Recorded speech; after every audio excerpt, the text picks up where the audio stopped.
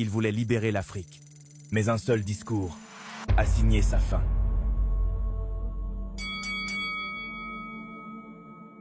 Mesdames et messieurs, voici l'histoire d'un homme qui rêvait d'un continent uni et qui a fini traqué comme un fugitif. 1942. Sirte, Libye. Une tente bédouine battue par le vent. Mouammar Kadhafi naît dans la pauvreté. Un enfant du désert. Mais ses yeux brûlent d'ambition. Il lit Gamal Abdel Nasser, le héros égyptien. Il se promet, je briserai l'humiliation. Je rendrai sa dignité à mon peuple. 1969. À 27 ans, il passe à l'action.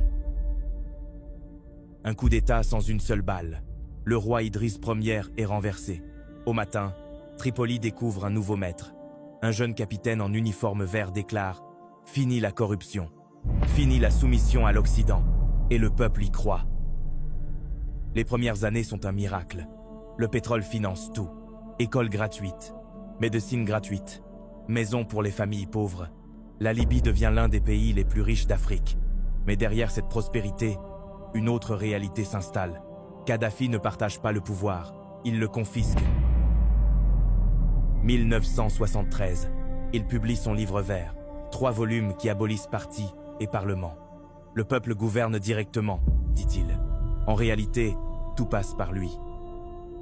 Ces comités révolutionnaires font régner la peur. Un mot contre le guide, et on disparaît. Puis il regarde au-delà de la Libye. Il veut unir le monde arabe. L'Égypte, échec. La Syrie, échec. La Tunisie, échec.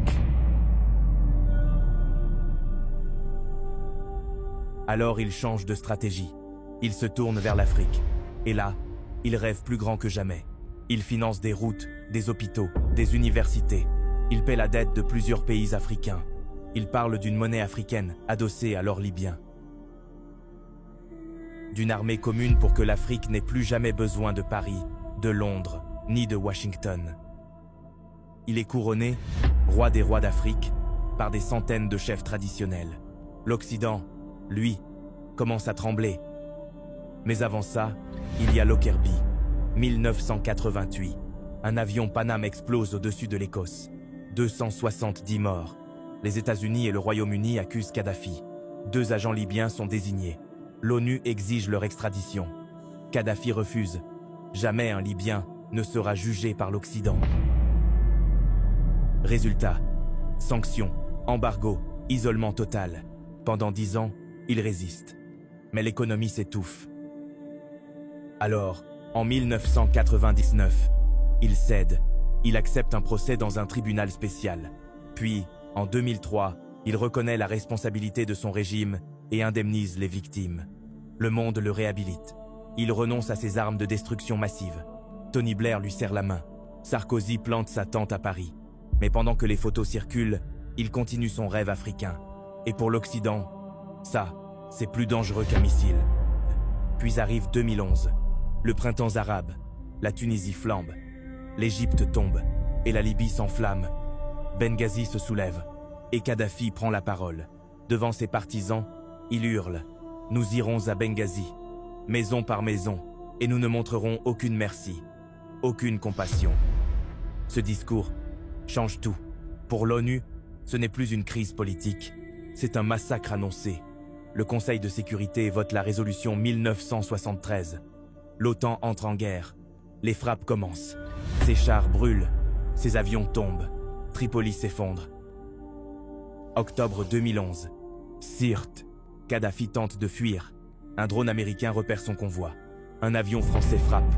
Blessé. Il se cache dans une canalisation. Les rebelles le trouvent. Ils le battent. Ils l'humilient. Ils le tuent. Le guide meurt dans la poussière. Et l'Afrique, elle perd plus qu'un homme. Elle perd un rêve. Car qu'on l'aime ou qu'on le déteste, Kadhafi était peut-être le dernier à croire qu'un continent pouvait se lever seul. Depuis, la Libye n'est plus qu'un champ de ruines.